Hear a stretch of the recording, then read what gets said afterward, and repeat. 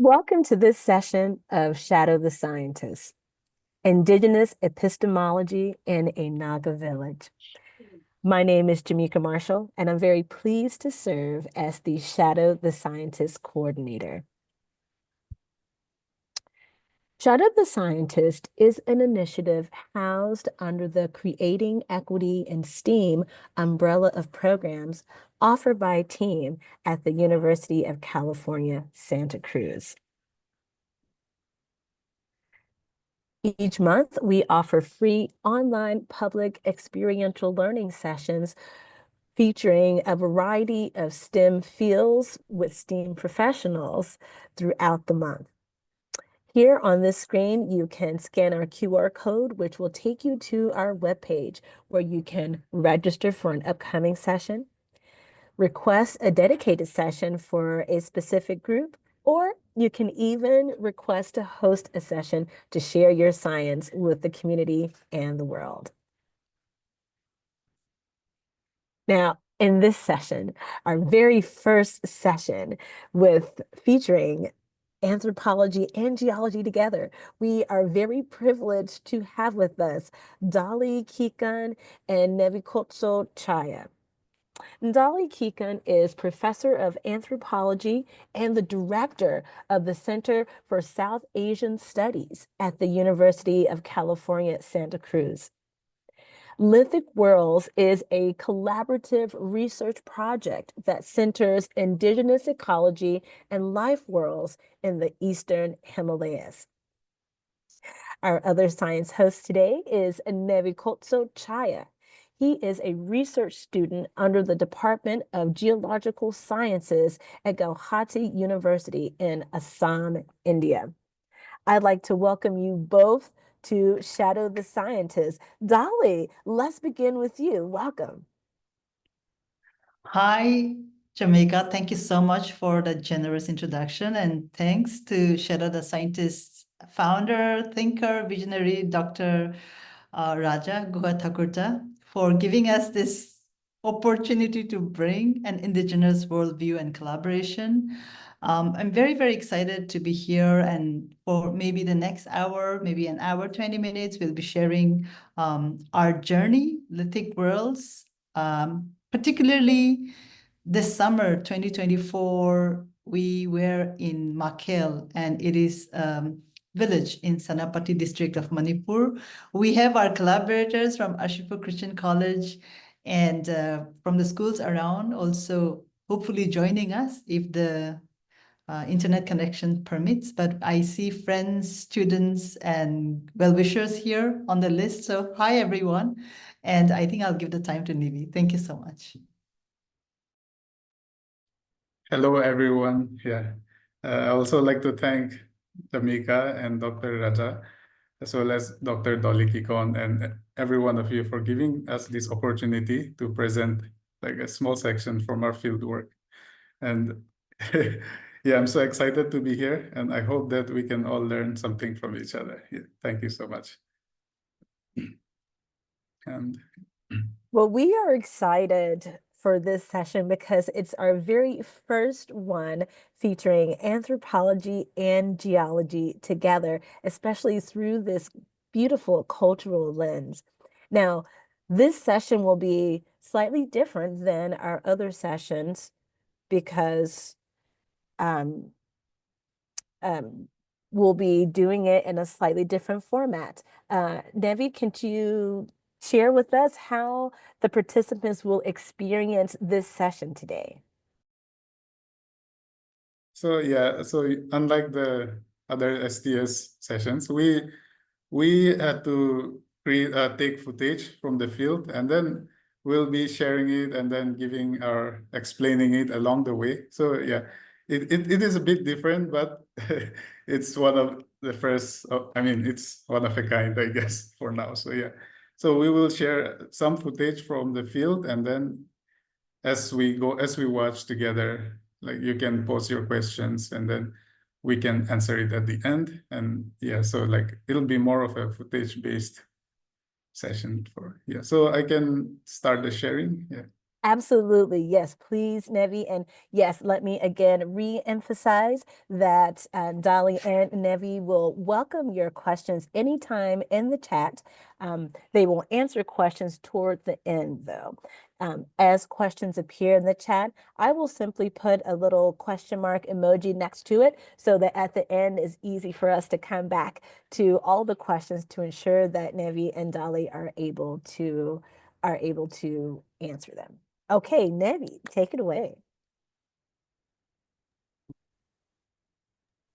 So I will give a context to this. We are about to start our footage and share with you. It's something that we are trying to do at the moment.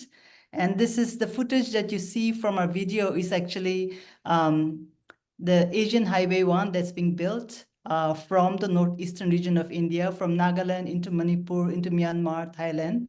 And you can see the mountains, the way they are being cut.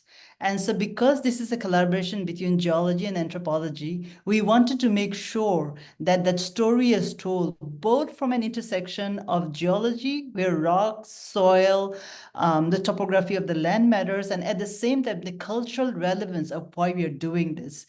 And so I want you all to get used to what we are going to do with our fieldwork footage for the next 50 minutes.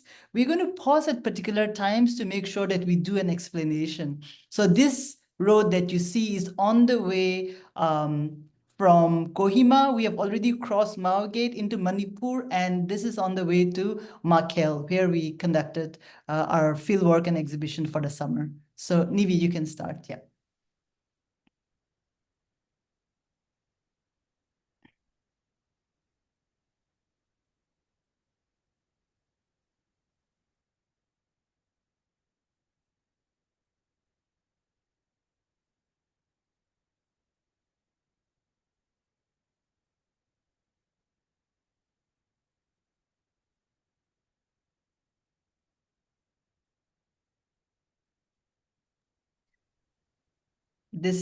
So this is kind of the fieldwork explanation behind the scene that we are doing. So I'll just leave you to that. Yeah.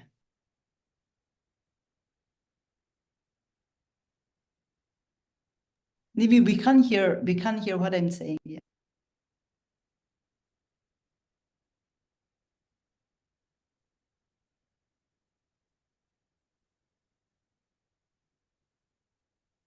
The village to the Naga people. The Nagas are a transnational. Okay, let me.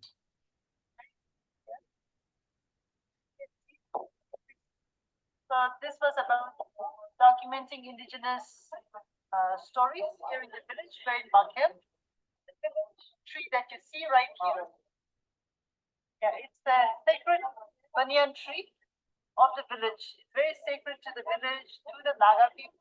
The Nagas are a transnational indigenous community here from the Eastern Himalayas. And you can see that the whole community is involved when we work as anthropologists. And this is what it means to work in the field. We take notes. Since our grandmother here just gave an interview, we have to make sure that her name is there, the date, time, and also the account of the story. This is about participatory research method, where we make sure that indigenous communities are at the center of what we are doing. This is also an ethical practice that we do. There are colleagues from the neighboring college, Asufii College. Please say your name. Nelly. Dr. Neely. Neivikhotso, who is a geologist, and we have been working on this together. And we have another researcher here, very, very big. Also from Asufii. So this is what we've been doing since morning. Introduce yourself. My name is Kaini.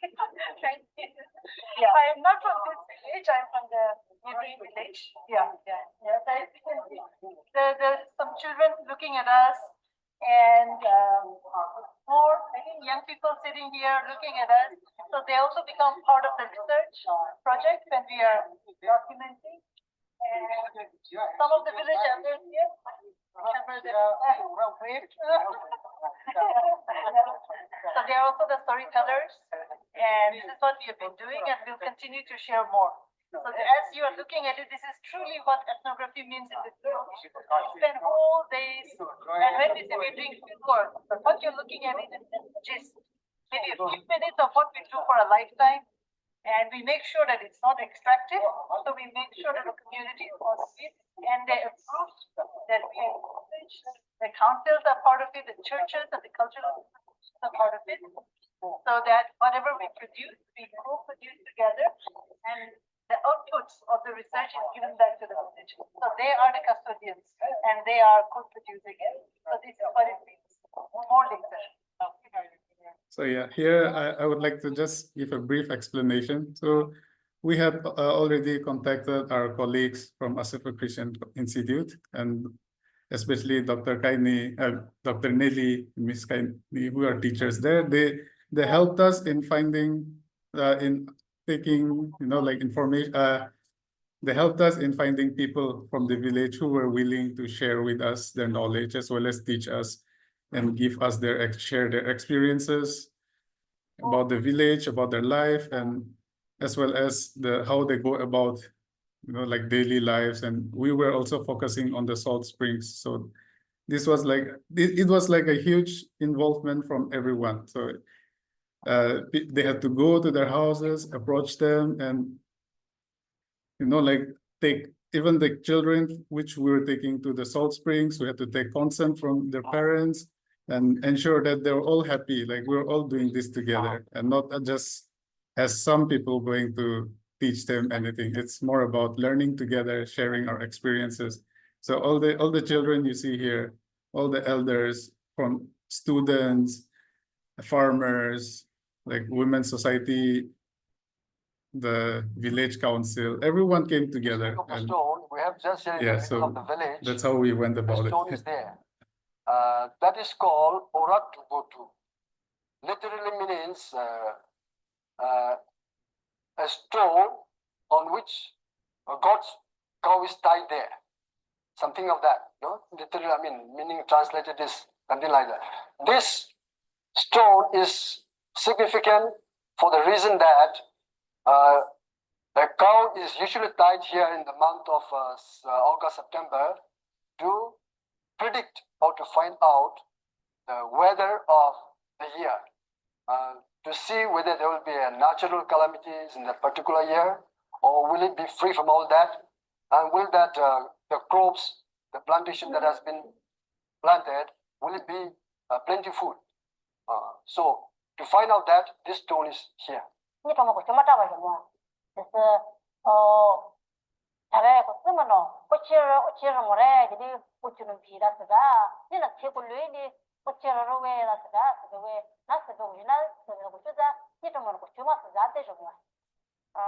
youngsters are not particularly fond of using salt water, and the tradition of using salt water in cooking, which I feel is a great loss for our people, because we as a community, we have always built a rhetoric around, build our community around the rhetoric that we are and we must be in tune with our nature.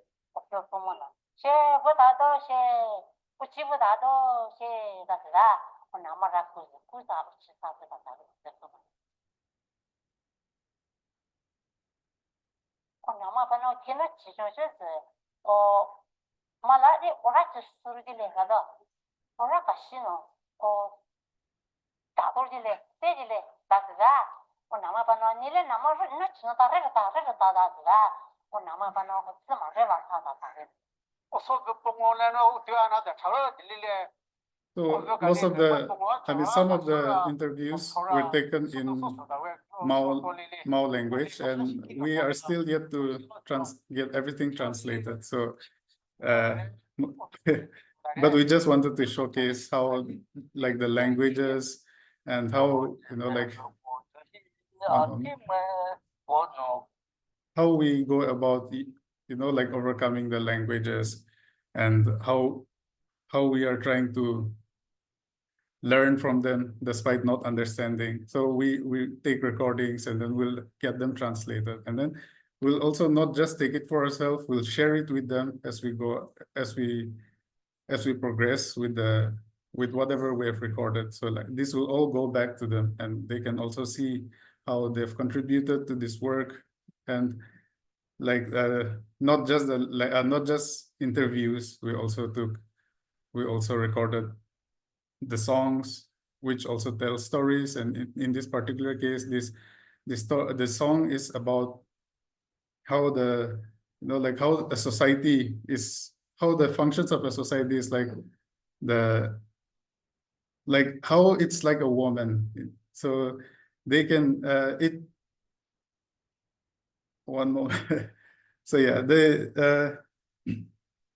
like how a woman represents the ideals of our community. So, and if you want to learn more about it, we can share it at the end again. But for now, let's have a listen.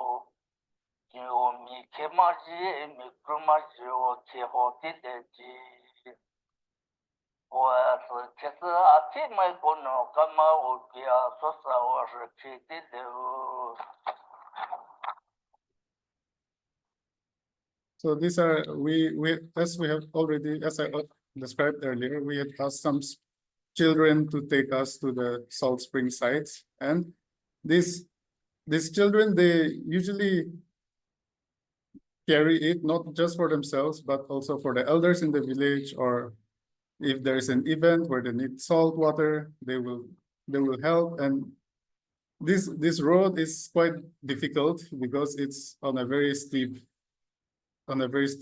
like almost like a cliff. And the rocks are also highly weathered. It's like shales and mudstones. So they are it's a difficult trek. And yet they carry all these big aluminum vessels to go and collect them. And here you can, it's just a small part of what they have to go through to collect the salt water. And along the way, you can see like sawtooth oak, some Himalayan raspberries. So they can like gooseberries, and they enjoy the fruits, and they also have fun while they go and collect the salt water. So this is how salt water can you give the context of the salt? Can you give the context of the salt for the audience? I think we haven't done it. Yeah. Can you pause and give the context of the salt springs? Yeah. So the salt before, I mean, in the earlier days, like the salt springs were the source of salt for our people, so for the Nagas, and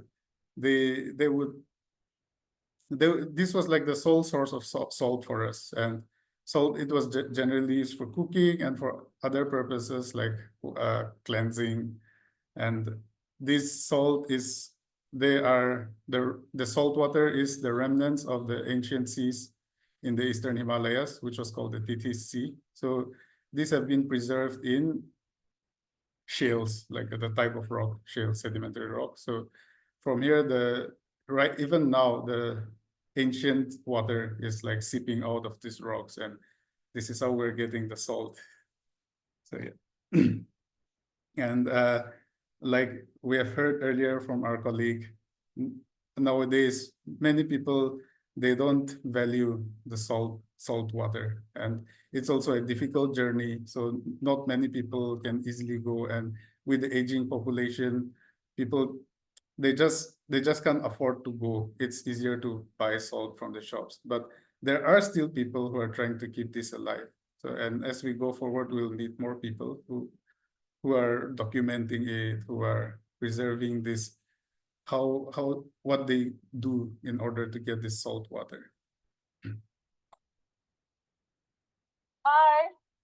So from the village, we have come down here and we followed Dosa and Ratani and their friends. So they are students. She's in class 11 and she's studying science here. And Ratani is also in standard 9. She's a high schooler. And what they do is that they come down here from the village. It's some walk away, maybe around half an hour climb from up the mountain here. There's a stream behind us. And as part of their activity in the village, they come and fetch salt water. So we have been spending the day and the time with them, documenting how they fetch water and about the life in the village. And also as they are students, they are also becoming knowledge keepers, indigenous community here. They are from the Mau Naga community. And so the salt water springs that you see here are very, very central to the culture of food, medicine. And so I think what we have done is that we've been spending time with them. And do you want to say something there on the camera? Yeah, nothing. Okay, so they've given the interview, and then maybe we'll show you how this is done. So, Loza, maybe you want to show the people on the camera how to fetch the water. So, Renda, why don't you come close as you're looking at that, and then Loza will show us.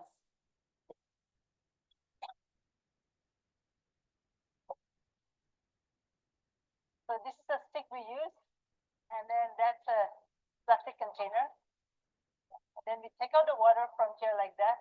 And those pots are filled now, the aluminum pots. But what we would normally do is that fill the jars with the water that's here. And those are bamboo baskets, and they all carry the bamboo baskets from the village here to fetch it.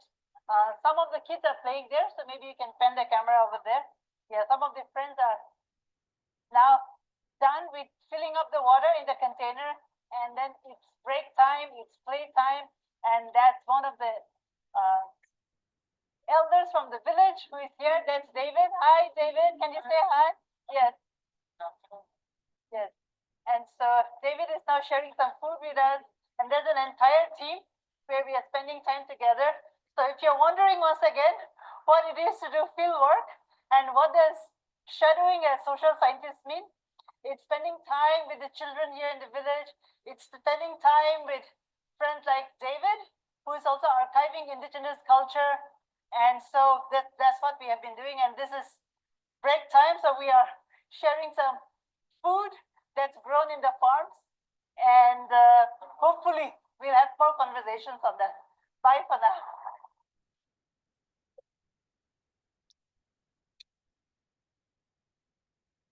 So yeah, they shared with us how they collect the water, and it was such an enriching experience. And looking at kids carrying such heavy vessels, like even us as grown-ups, we can't do the same thing anymore. But they have so much strength in them, and they are so they know much more than us, even though they're much younger.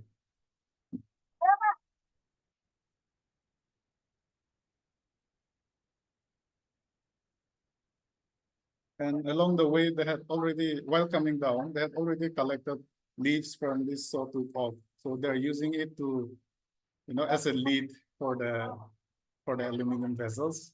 So when they're climbing back up, the movement will not, make the water spill out. So the leaves protect the water from spilling out.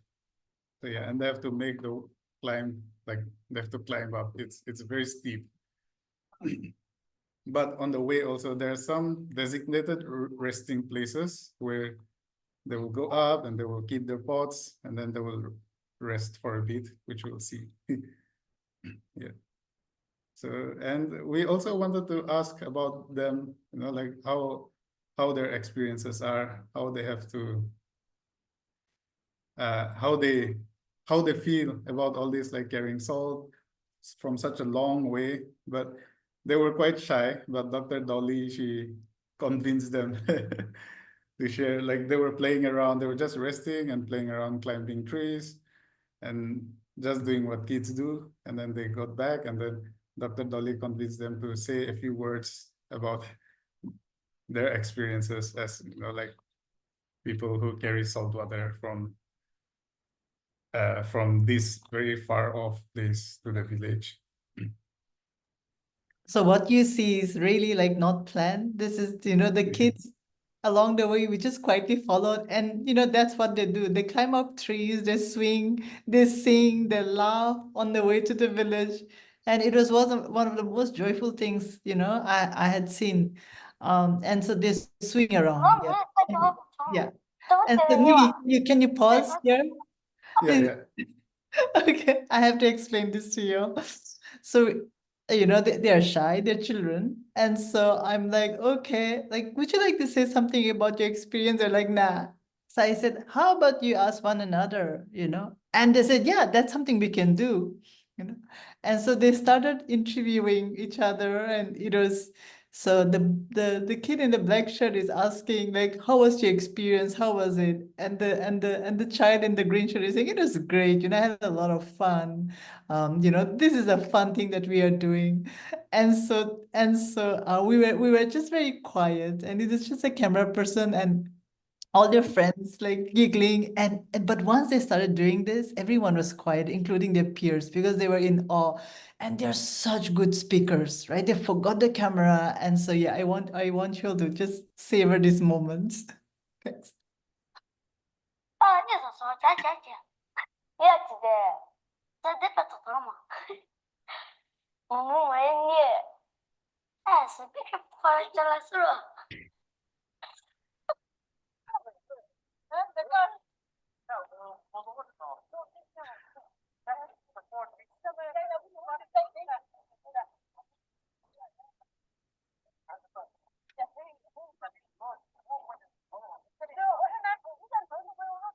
Hi, so once again we are here, and part of the project that we are doing here on Lithic Worlds, as you can see, is one, Indigenous knowledge documentation, storytelling.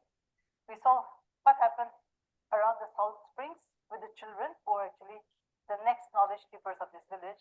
And right now we are going to set up this poster right here, and this is for the big exhibition we are having tomorrow for the village. The community is involved, and we have our friends here from the neighboring college, Asufii Christian College, and this is the theme, as you can see. So, and this is the building that the village has given us. The way we work here, sometimes it's with very, very thin infrastructure, as you can see, but I think there's a lot of enthusiasm and also a lot of, I think, collaboration that happens on the ground. The reason that we are not able to live telecast this event is also because of the internet disruptions we have there, as you can see. And yet what I'm going to do is that I'm going to take you up and show you some of the structures where we are working. Brenda, please follow me. This is the building that the villagers have built in Makhel, and I'm going to take you up to the exhibition hall. So follow me. It's going to be a little bit dark, but don't worry. I think you get a real sense of what it means to work on the ground. And once again, I'm giving you an anthropological behind the scene. And if you were here with me, this is what you will be doing for days, for weeks, for months, for years. A lot of my colleagues who are in the social sciences pretty much work around that and will come. You will see what will happen tomorrow. I'm going to show you all some footage from tomorrow, but this is it. The volunteers, we have village elders who are here. Auntie, come, it's okay. It's like they're running away. We're going to set up. These are all gifts. Here you can see that the village, the community has offered us for the exhibition. You have to understand one thing about indigenous cultures, that it's rarely put in museums in a village like this.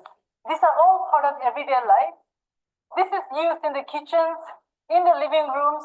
These are grains that you can see from the paddy fields around the mountains. So we are going to be using all this for the exhibition. You will not find this in the museum here in the Eastern Himalayan villages of the Naga homeland. You will instead find them in the kitchen. And it's really important that you understand the context of how the community is coming together. As you can see, it's a very rich culture that we are talking about. These are all woven. Very, very solid bamboos here. They are used.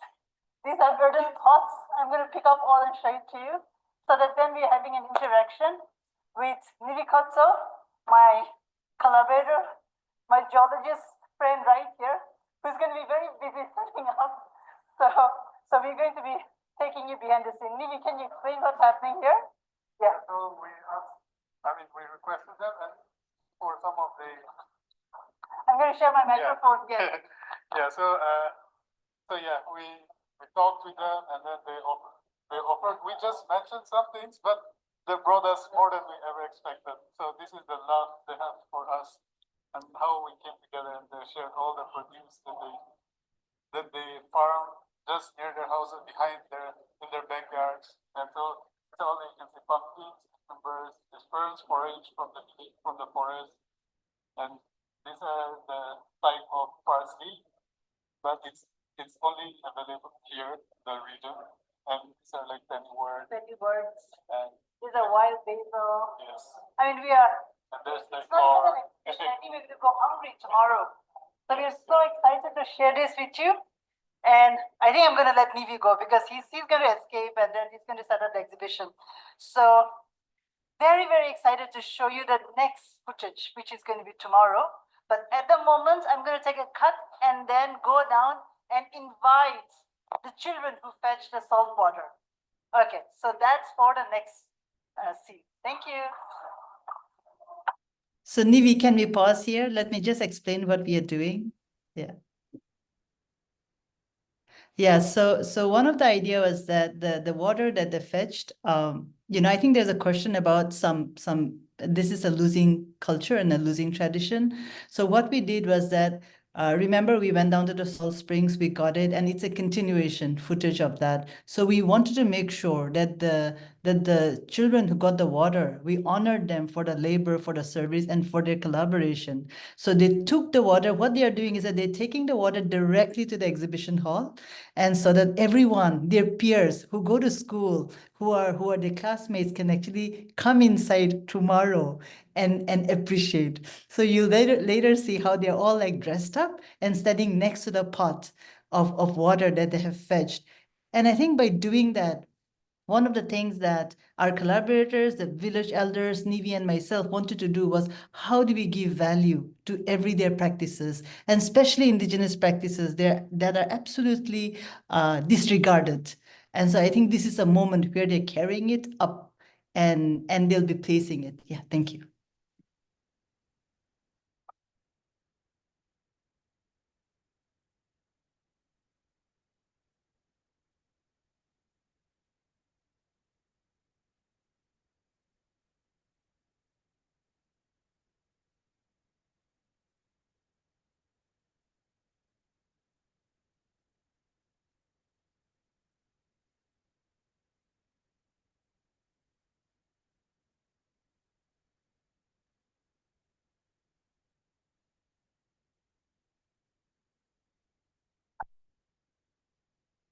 All the children also at the different so that tomorrow after this stage, okay.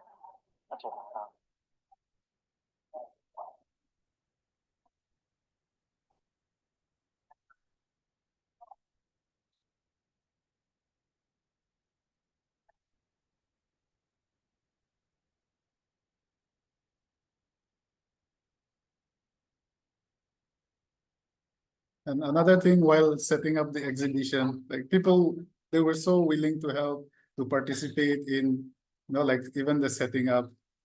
So they all came, and without being asked, they were helping, they were arranging things. So it was not just us telling them, we want this here, we want this here. It was, they were involved in it. They were deciding where to place what, and they helped us in setting all these things. And except for me arranging this in a like Makhel, yeah. the Nagas. I'll just give a brief description. So the only part where we had to actually say what goes where is like the artwork that I had prepared to show them in a series, like 1, 2, 3. You go from here to there. The rest, the all were done by the community, like the children, the women, the men, the elders. Everyone came together and they helped us in setting it up, and it came out beautifully. Métis and the plains have departed from here. Makhel is the origin of the Nagas. This is the place where the Nagas have departed from. And the Nagas have to consider it. So here again, the women, the Women's Society of Makhel, they presented a song for us, and here they're practicing. So I'll let Dr. Dolly describe a bit about it.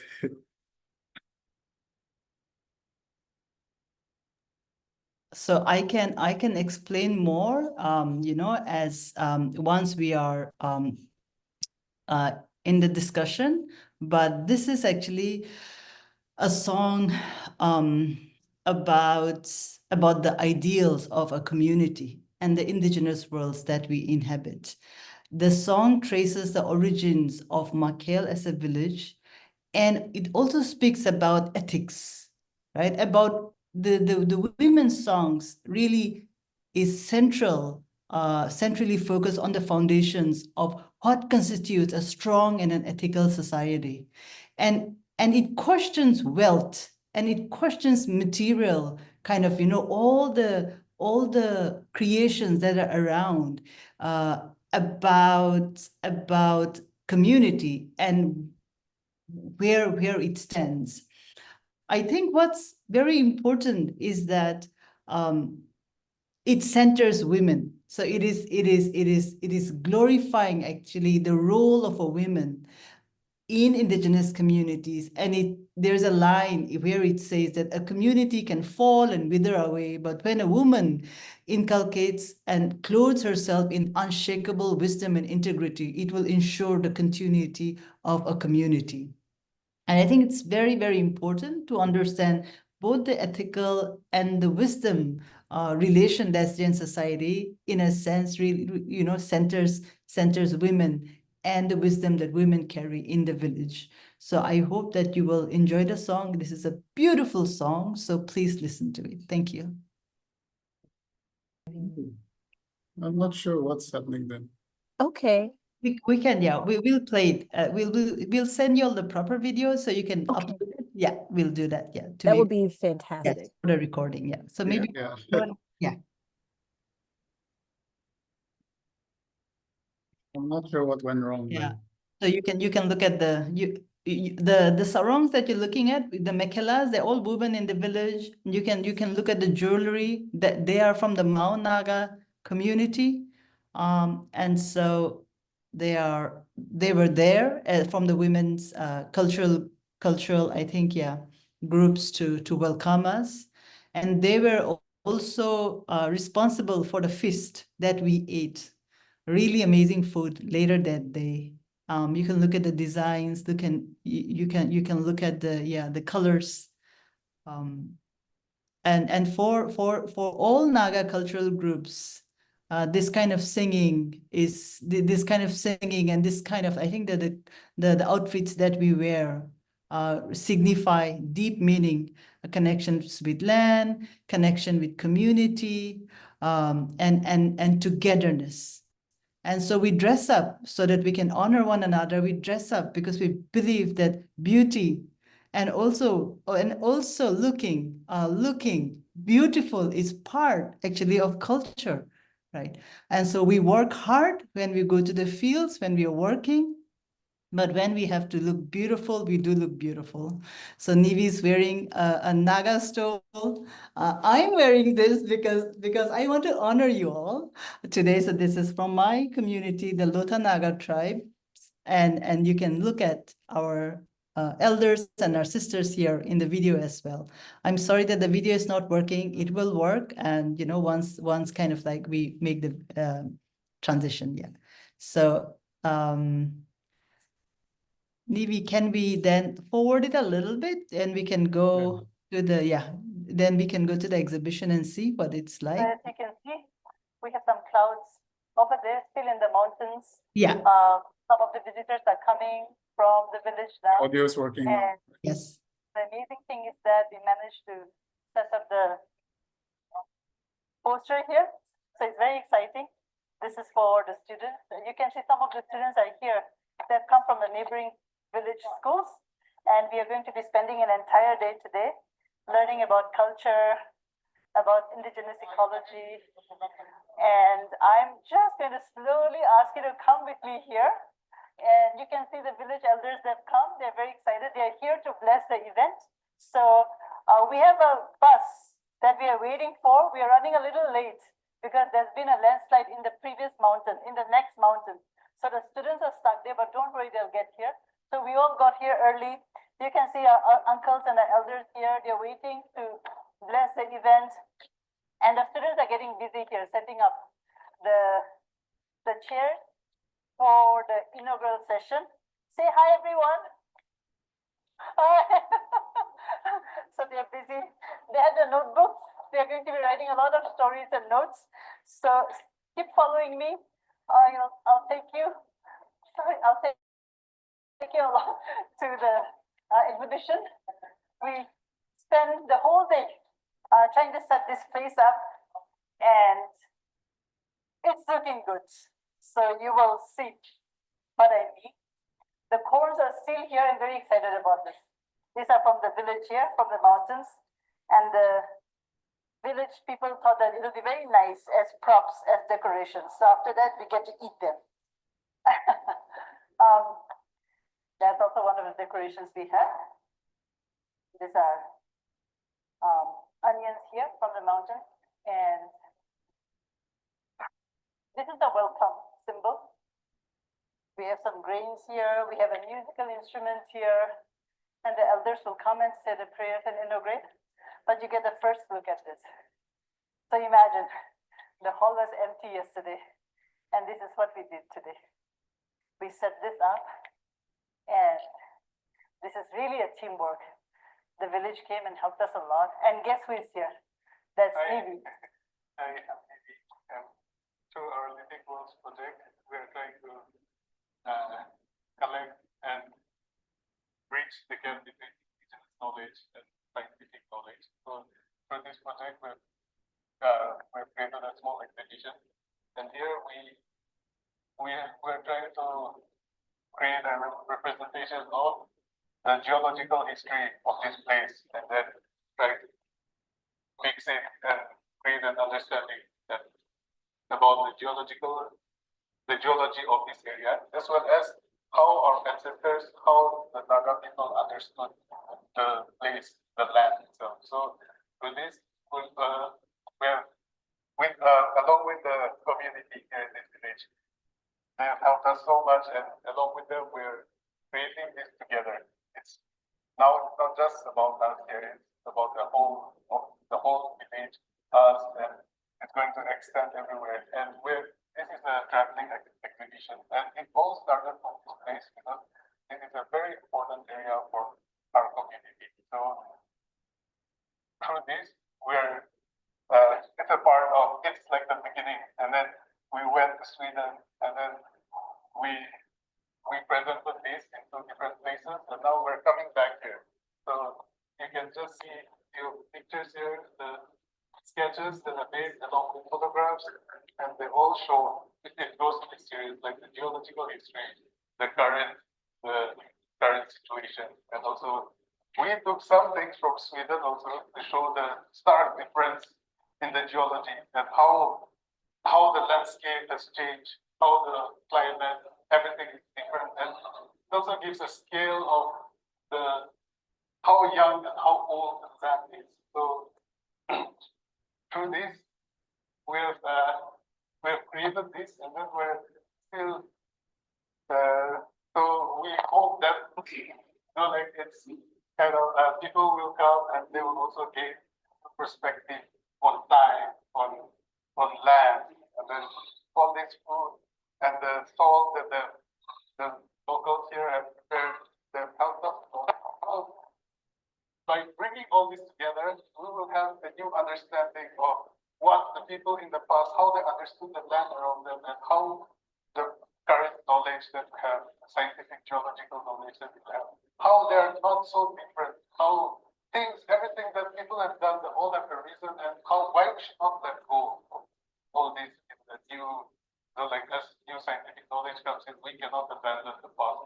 So through this, we believe and we hope that the people will be motivated, and then they will also try to like preserve or continue with the conversations that we have here today. Thank you, Nivi. I think I'm an anthropologist, and we are part of the, I think, CREST initiative looking at shadow the scientists. And Nivi is a geologist. We are both Naga researchers. And it's one of the first collaborations that we are doing, bringing the sciences and the social sciences together. And as you can see, for the communities who live here, indigenous peoples like the Nagas, we actually don't see the knowledge as divided between quote unquote the sciences and the social sciences. This is really life world. So if you can just pan the camera here, like Nivi was saying, we stopped the journey here, Lithic cultures, and we took the exhibition till here to Sweden. When we went to Sweden, we did a demonstration of the salt that comes from the mountains. Look at these beautiful rocks that we got from Sweden. And we wanted to showcase it to the village here, to the students here from across the schools in the neighboring villages, what it looks like. These are some pictures we took about glacial landform in Sweden. And then this is, I think, the last picture we have is about moss. We will be doing more interactions. But I think we will wait to let the crowd come in, and then we'll share more. So come on, Nivi here. So we'll be showing all these videos. So sorry, we can't do this live for you all. But as you can see, it rained. The other bus is still stuck in a landslide. And I think these are some of the real conditions on the ground, things we take it for granted, right? Internet access, the idea of live streaming research. It's not available for everyone around the world. Very few people are able to do that. And I hope that even though this is not live streaming, we will be putting this up, and there's a sense of what research looks like in some of the difficult terrains around the world, with some communities, especially the indigenous communities, who live in very, very difficult situations with climate change, with the rains in the middle of the monsoon. But there's so much enthusiasm alive. And so I hope that once you watch this video and we upload it, we'll be having more conversation. So for now, we'll say bye, but we'll come in the next, I think, footage with more.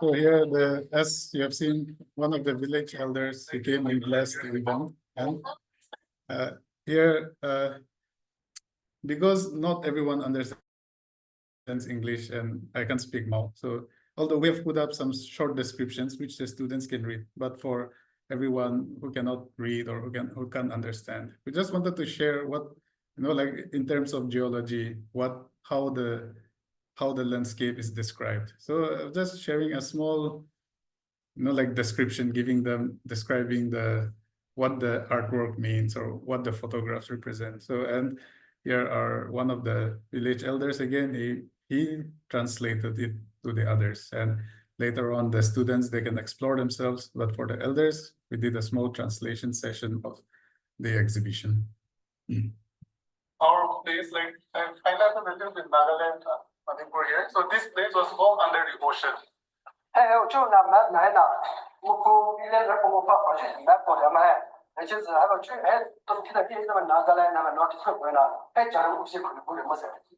So it was all under the ocean, and the land was moving. It was not static. So this part is the Burma, not the Tibetan. During that time, they were all soil and they were falling down, and then they were taking back.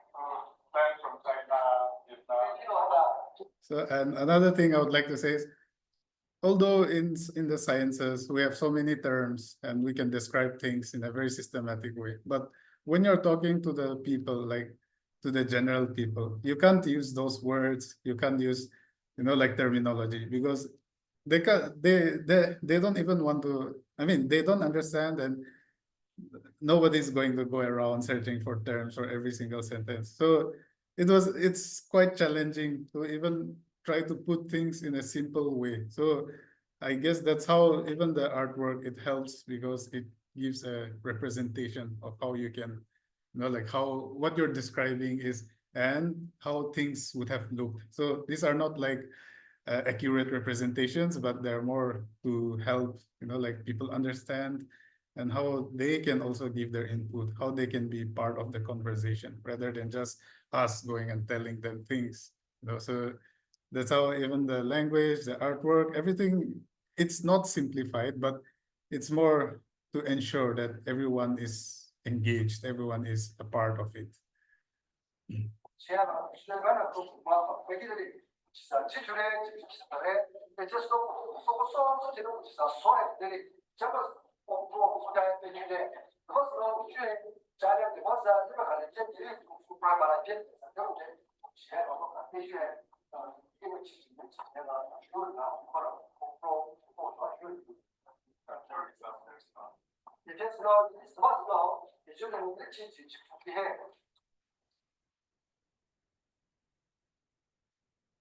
And like here, we can see all these students, and some of them, they are from the same village, and many of them are from the neighboring villages or even out of the district. But, like as, like when people get busy, like there are so many things to do. They have to study, they have to, like, and so most of the time, even though there's so many things around them, people stop noticing, and they came here, and even if they're from neighboring or the same villages, they see all these things, but they were also, like rediscovering about what these things mean, like, or these plants, or say they brought all these baskets and plants that they used to make fabric with.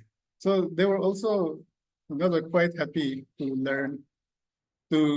They probably know, or some of them already know, but some of them were quite happy to see these plants in a different way. So yeah, it was quite enriching for everyone.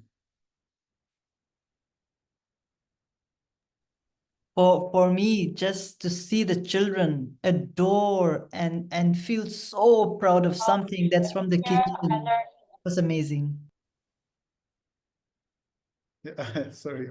Thing about the origin of the Makhel, that about the Nagas, that it came from this village and were spread around.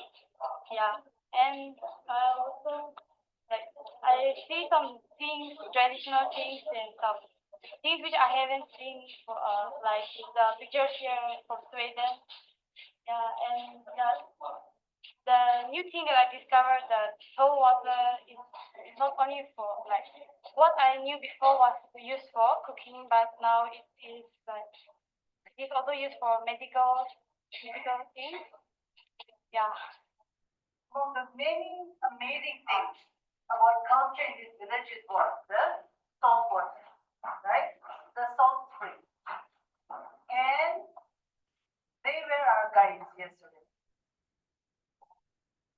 Here, I'm sure for those who are in college, they're younger than you all, definitely. And for those of you who are in high school, you're in class 11. And so what they do is that they're all from here and they carry the water. They took us down to the salt springs.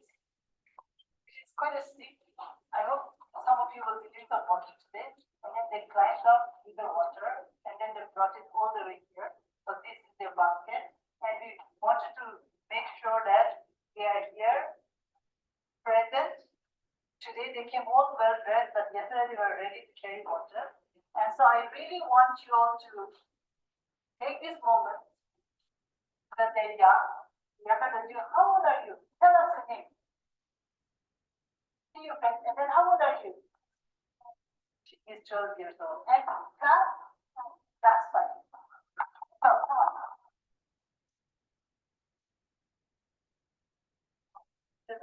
How old are you? And in class? Class 7.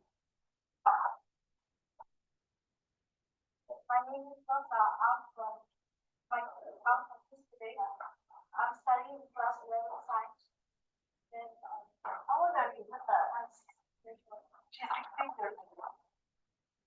And then all of them are amazing guys, and they bring the thing towards the history of the village, the path they travel in the jungle, and how they pick up the leaves. They're all really good students.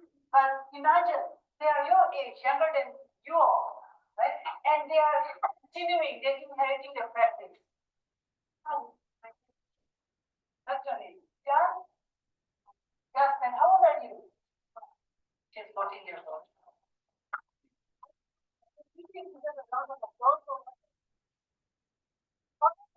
It's not for them.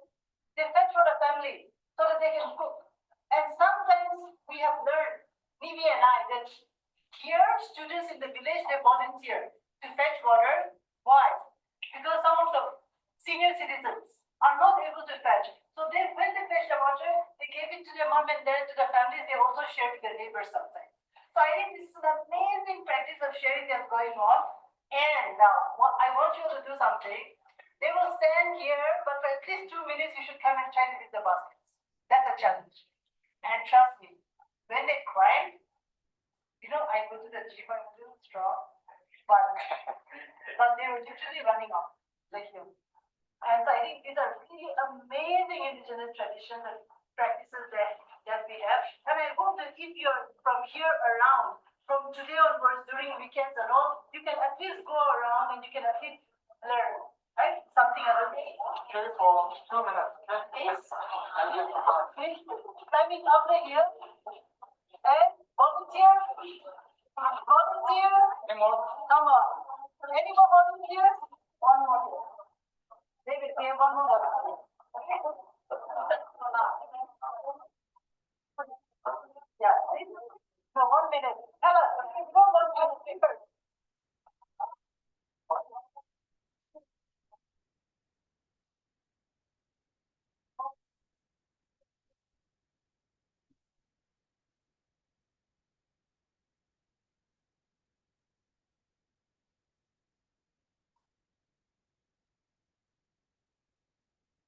So we have also gone to some sites like where there are important monoliths around the village. And again, our colleagues from Asufii Christian Institute, they helped us gather people who knew about the stones. And they also, especially the elders, they willingly helped us. They shared the knowledge.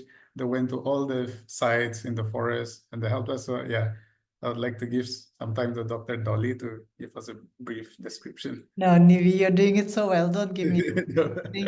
I think one thing to understand about Makhel and many of the Naga villages and also indigenous culture in the Himalayas is that the landscape, the topography, and also the stones around us are so central to our culture. For us, from the moment that you are born, or the feast of success, of merit, and also the moment that you die, a way of showing respect actually is to erect monoliths. And so when you go to Makhel, it's filled with stones that are kind of considered as witnesses to the Naga past. In terms of our migratory routes, there will be stones. In terms of, I think, even growing up, right? Coming of age, there are coming of age stones. There are amazing stones where actually children are measured. So when they come up to the size of a particular stone, then they can be shepherds. Then they are of age to take care of cattle. Then there are stones, spirit stones. So when you're going into the jungle, you stop halfway from the village and you honor the stones because the stones are living and they're also the abodes of spirits. And so the way they revere the stones actually, has a meaning, has a deep culture because they're rooted in the land and respect for land. So all the indigenous cultures where they told us, for centuries, they rubbished us, they said that these are all nonsense. Actually, when you go deep into indigenous epistemology, the landscape that you see is a living landscape. And so this is something that we wanted to honor them. So what you're seeing in terms of the footage here is actually a storytelling that's going around the village. Thank you, Nivi.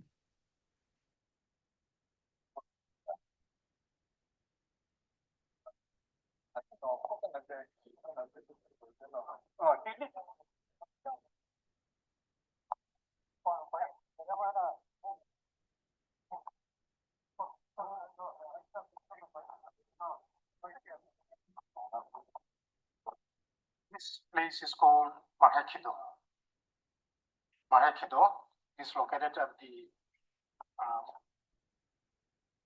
market area. There are two stones like this. One is at Bukru, which is just above us, and then this one. These two stones symbolize the departure of our forefathers from Makhel while they were departing from this very place for new settlement. They have gone to other places. And during their departure, during their going process, with the spear, with the head of the spear, they have peered on this stone.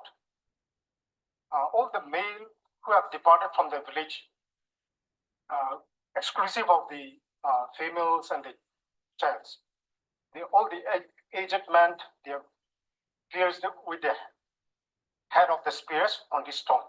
Similarly, the other stone, which is just above us, also is of the same, signifying that they have also departed from this place.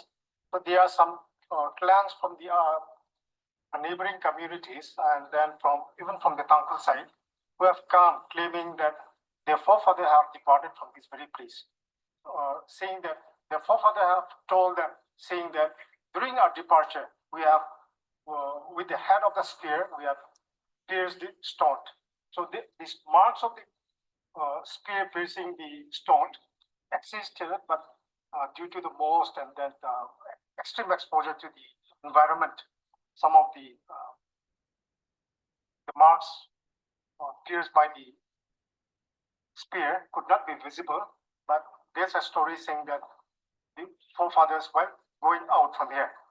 With the head of the spears, they pierced on this stone.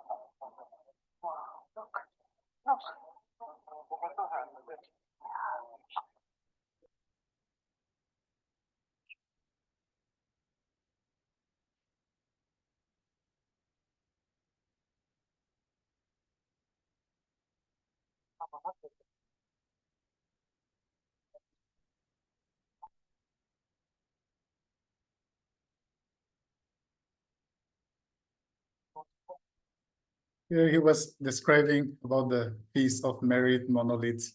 So there are a lot of monoliths around this area, but according to them, because people don't practice don't practice erecting monoliths anymore. So most of them have fallen into disrepair, and some monoliths have even cracked and fallen down. But in the past, they used to, the members of the family who used to come and clean the area or maintain the monoliths. So, but now, because of modernization and like all these practices falling out of favor, they no longer do that, and most of the monoliths have been forgotten, and people, they don't know whose family the stones belong to anymore. And here it's another, like one of those monoliths which carry a story, like a story of birds and lizards and their great war kind of. So I mean, this is one of them.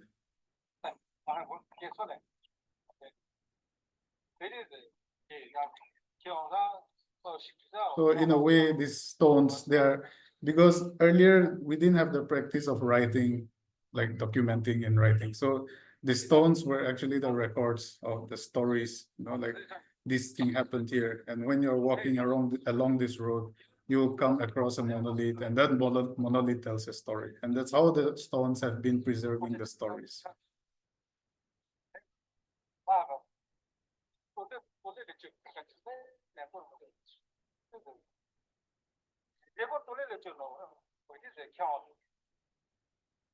And the people of this village, they've also come up with booklets, and they even put up descriptions around these monoliths.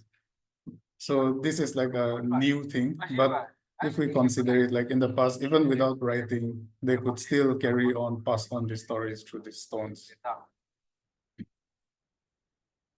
And here, we were walking around looking at the monoliths, and near a road cutting, we saw a fault, a geological fault line. So this place is in this area of Makhel. It also falls under the Mao Churachandpur fault complex. So there are lots of faults in this area, and we saw an example of it. So I was just describing it to them and sharing what actually these faults imply. And also, one important thing to note is that in the village they also have their own standards of where to build houses, where not to build houses. But these are all, like there'll be a stone which signifies that this is not safe for building. And we don't exactly know the reasons for it in a scientifically, but it could also be because there's a fault underneath, or it's an area where the rocks are not as stable. So it's not about us telling, like from a scientific perspective, this is bad or this is good, but to understand how people came to the conclusion that this area is not safe and they would never build houses. And you can see there are so many structures which had never fallen, although their landslides are rampant all around the village. But within the village, there are so many structures that have stood for a long time. So like it's not that indigenous knowledge is outdated. It's that there is some truth to it, and it is up to us to see what actually, like how it's not a gap. It's not actually, they're not divergent. They don't differ from each other. It's just how we understood it. Only our understanding of it is different.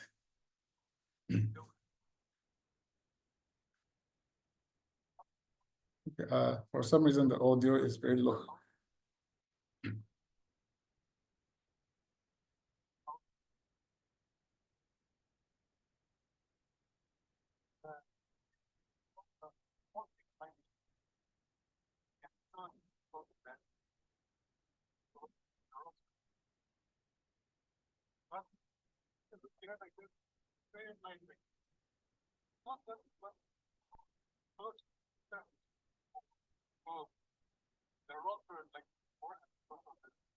So I think the audio is very low, but yeah, I was just describing how the strata and how to identify the fault, and how it affects like landslides or buildings, and like especially earthquakes.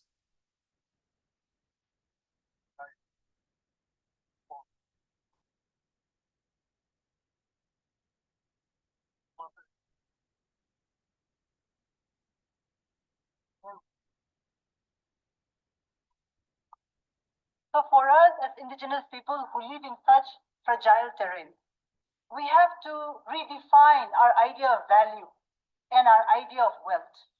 For us, wealth should be in the wisdom of the landscape. So when, let's say, an indigenous tribal scientist tells this to us, if you have 1 crore tomorrow and you have no knowledge, right, and you think the idea of showing off wealth is to build a 1 crore house on top of it, that's foolishness, right? Because we can't adapt to other cultures, the way they express wealth and the way they define success. If we're living in a terrain like this, for us, then the idea of success should be knowing the stories, knowing how to live on the land, right? And redefining our idea of value. Maybe it's in the songs, maybe it's in the forest and the number of vegetables that grow. So as an anthropologist, then, understanding sciences and knowing culture actually allows us to live a more rich and meaningful life, where we are respecting the land. So later on, you have this knowledge. And so a foolish person will come and say, I'll bring 1 crore house here and show. It's so unwise, because that house is going to collapse. Right? It's not possible. Not because of anything, but the land we live on is not going to allow for that kind. So whether it's here or any places, I want you all to know the value of education. And that's the reason why we are doing this study tour. This study tour is not to get education and to be proud that we are educated, but actually to understand the land from geological perspective, from cultural perspective, to understand the stories and to situate them, right, in knowledge. I've learned many things about the stones and why our forefathers erected those stones. We visited 5 places, that is the Kapepuhitu or Ukioratu, and then the Stone of Wisdom and Hudzumututu. And then I've heard about the Ukioratu and some of the wisdom stone and all, but I've never heard about the Kapepuhitu. And then one interesting thing is that when our forefathers departed from Makhel, they have pierced the stone with the head of the arrow. And then and some interesting facts is that the Rungsung from the Patangko community came claiming that the forefathers have departed from Makhel, and for which they have pierced the stone with the head of the arrow. And then I've learned many things. I've learned that the importance of our culture, and to preserve our culture. Today we explore various places in Makhel, various stones. Me as in stone group, we look at various stones which is in Makhel. One of the interesting stone in Makhel is the stone which is near the Mount Student Union. The stone, there are many holes in the stone which our forefathers has pierced with their spear. It symbolizes that they are separated from that place. And there are also many other different stones which has their own story. It was an amazing day, a memorable day. Yeah.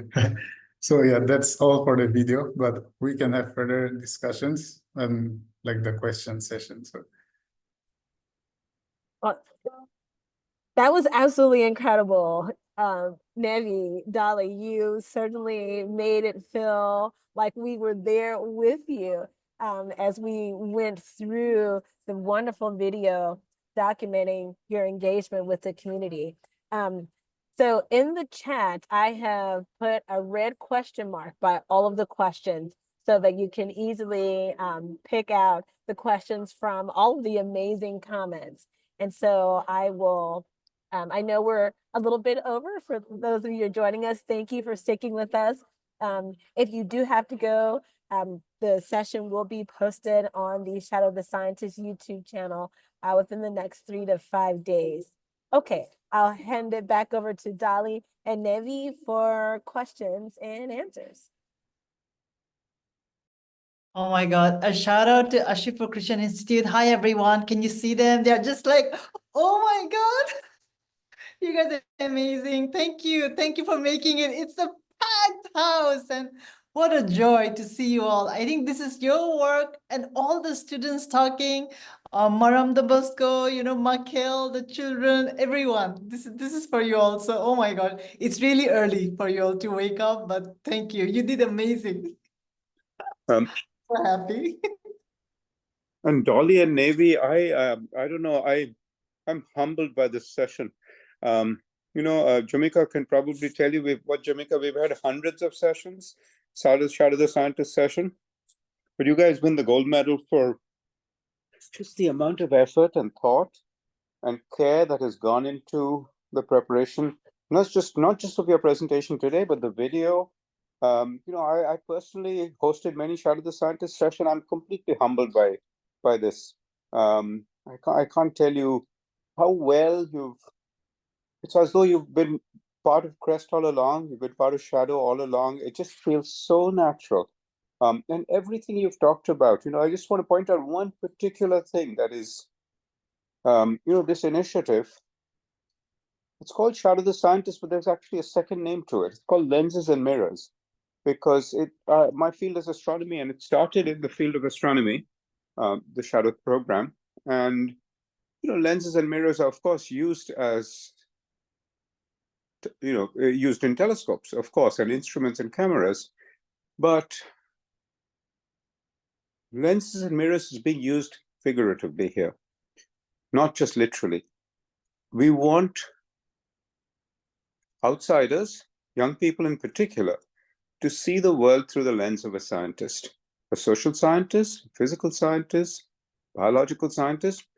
But it's also a mirror because, as you said, as you so eloquently said, when we describe this work, it changes us.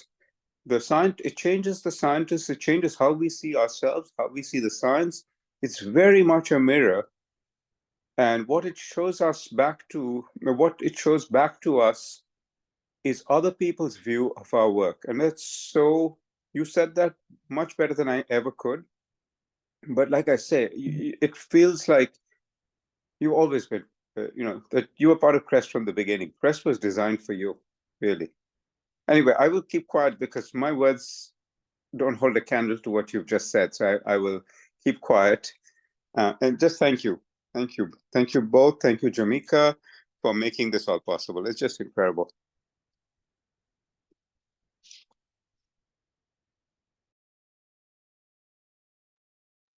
Thank you, Yeah, thank you Raja. so much. Thank you so much, Dr. Raja. Like, I'm really humbled by your praises and also for giving us this opportunity. I'm really thankful to you. Thank you so much again. Oh, there's so many questions. So I have to I think Aditya Rahul Pillai. Oh my gosh, you have engaged with us so deeply, and the questions you have is just overwhelming.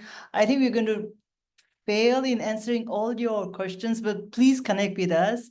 And maybe Jamika, I will ask you to take the questions, but Aditya, you are here and I feel you, right?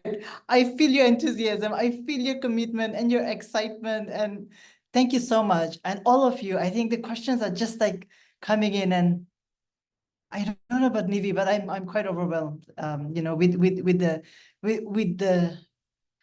with the connection that you're having to this. So thank you.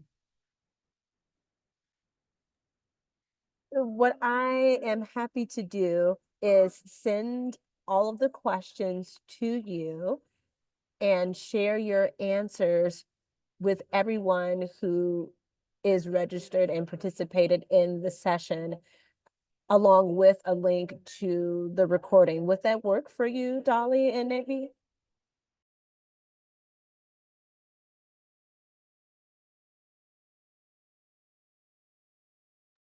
So we can answer their questions later. We can write to them. Yes, you can. Well, you can in fact just write to me. I will pull the questions from the transcript, send them to you both, email them to you both, and then if you'll just respond, and you can respond via email, or if you want to do a quick video response, that's great. However you choose to respond, Dolly and Neivi, I will share that with every person who is in this session. Absolutely, absolutely. Oh my gosh, oh my God, I'm just looking at the chat and it's just everyone's given us so much love, I think, yeah. And my heart's there with the Asufii Christian Institute, the faculty, the students, they are truly our eyes, our ears, and our teachers. I just have to tell you all how well they fed us. I've never eaten such food. I'm going back to the mountains. I'm going back to them to eat again. I don't know about you all. I'm going back. But yeah, thank you. Yeah. Yeah, again, like, thank you so much, everyone, for all the love that you have given. Yeah, and especially again, Asufii Christian Institute. You have been so amazing. Like, I can't even describe. Yeah, like, and Miss Kaini, who is busy out there, but yeah, thank you so much for helping us, even in the making of this video. You've been so kind, and you've given your time to us. So yeah, I'm really thankful to you for that. And Jamika, can we hear something from Asufii? Yeah, Neivi, sorry. Yeah. No, that was it. Yeah, let's. Yes. Kaini, say something. Say something from the institute side. Jamika, can you unmute? Yeah. I did. I just asked them to unmute.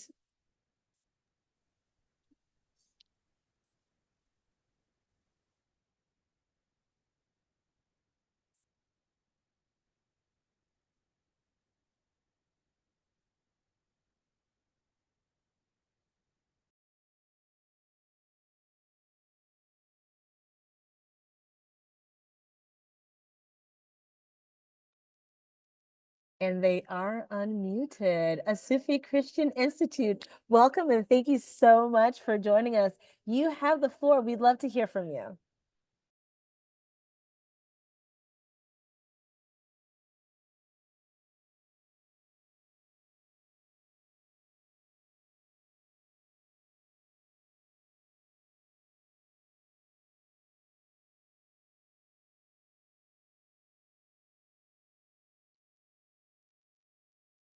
I think perhaps they're working on their audio.